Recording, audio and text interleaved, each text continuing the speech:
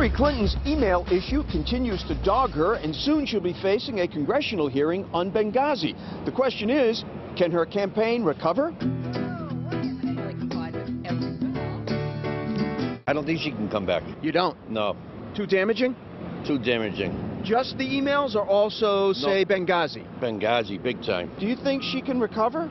Well, I think so. I think people have moved past it.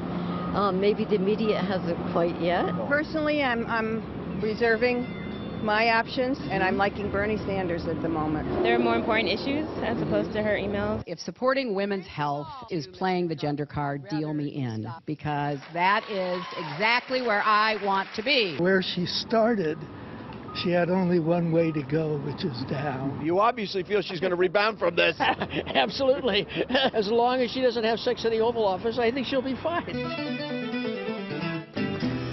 Time for our OTR Political Roundtable. Democrat Marianne Marsh is with us this morning. Jim O'Sullivan, political reporter for the Boston Globe, with us as well. Ladies and gentlemen, let's rock. So every week the news for Hillary Clinton seems to get darker and darker. How does she turn this around, Marianne? I think she has to do everything she's been doing and just a little bit better. She needs to perform a little bit better. She needs to do even more interviews and opportunities like Jimmy Fallon and others more. And I think they have to open up the purse strings a little more for the grassroots. More signs, more bumper stickers, more visibility out there. It all helps. Is there anything that she isn't doing that she should do, Jim? She's not projecting the idea in this year where authenticity is sort of the gold standard. She's not projecting that she's relating to people. She's not projecting that she's a real person. Even the Fallon thing where she performed pretty well the other night, it's scripted and it's programmed. She needs that New Hampshire diner moment. She probably should be more spontaneous. Right. The planned spontaneity is sort of a beautiful point, right? That's the point. She needs to get out there, and she needs to be more, dare we say it, Biden-esque, I think. This weekend, New Hampshire voters are kicking the presidential tires from the candidates from both parties working in the Granite State. The second GB presidential debate gave some candidates new status. Take a listen. I think women all over this country heard very clearly what Mr. Trump said. Obviously, that's Carly Fiorina responding to the words from Donald Trump. This past week, the GOP debate was an opportunity for 10 candidates to prove that they are up to dealing with Donald Trump. Marianne, did anyone leave any footprints on Donald Trump? Carly Fiorina did. And the fact is, she showed all the guys on the stage how to handle Donald Trump. Now, it helped her, but it didn't hurt Trump. There you go. And that's the point here, that candidates can help themselves against every other candidate except Trump. It didn't change the landscape, in your opinion? No, not at all. And in fact, I expect Trump to continue to go up. Fiorina will too, but I think most people around the country who support Trump and like him are going to look at it as they ganged up on him. Jim? Fiorina clearly elevated herself, won the debate. You know, they had to change the rules just to get her on the stage, but just like last time, she overperformed. She's going to shoot right up. And what about Trump? Do you agree with Marianne? There's no damage on him? I confess to having been wrong about Donald Trump many, many times this year, so I'm just going to get out of the prediction game. I had the same thing about the Flake cake. I understand where you are. Right, I'm 2-2. Come on. So throughout the debate, the DNC sent out endless email rebuttals. At the top of their attack list was always Jeb Bush. Others were mentioned. Rarely did any of these emails even say Donald Trump. What's the message here, Jim? The message is that we are, Stu Stevens, who did Mitt Romney's campaign in 2012, said that if Donald Trump wins the nomination, then everything we know about politics is wrong.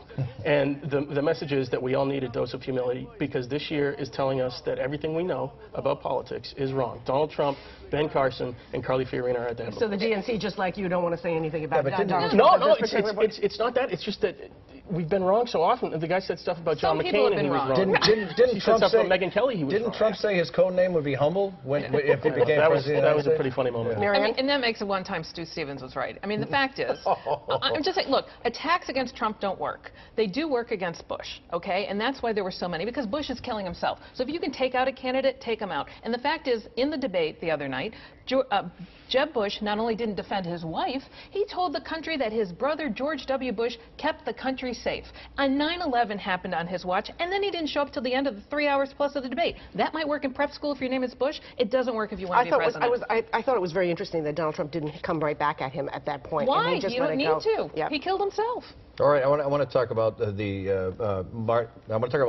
Marty Meehan first. Then we'll get to Maura Healey. What's going to be his biggest hurdle? Is it going to be politics or money? Neither. I mean, Neither. Marty Meehan is one of the most astute politicians out there, and nobody knows how to raise and get money better than Marty Meehan. The fact is, Marty Meehan, after being out of Congress for 14 years, has more money in his congressional account than almost everybody in the Massachusetts congressional delegation. Fair point. That's all you need to know. Jim, what do you think? We were watching backstage. I thought it was great when he said he was out of politics now.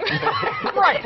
Never out of politics. Look, it's a twin problem for him. He's well liked on Beacon Hill by this generation of politicians anyway, and he's going to be just fine. Now here's the Maura Healey question, and it's connected to Robert Kraft. Robert Kraft sent the NFL a not-so-subtle message this week. He and the Attorney General announced a major partnership with the Patriots Foundation, giving $500,000 to fight domestic and sexual violence. Marianne, will the NFL react, respond, match, play along? The NFL will pick a different fight, lose the fight, go to court, declare victory, and still not understand what was right. Good for Maura Healey and the Patriots for doing this. They're taking the lead, as they should, because they're the best. Maura Healey's been out in front of this nationally, and the Patriots are the best team in the country. The statement's pretty loud, Jim. It really is. It is, and it addresses, I mean, we've all been caught up in Deflategate and all that jazz, but the NFL has two big problems off the field, and that's behavior off the field by the players, primarily domestic violence, and the concussion issue. This addresses, in a small way, one of those off the field. Don't downplay the concussion issue. That's a major issue. No, I'm not. That's what I'm saying. No, I'm not suggesting it's an existential threat for the league and for the sport. Once again, politics and sports intermingled. Right. Especially NFL here in New FIFA. England. We continue. Stay with us.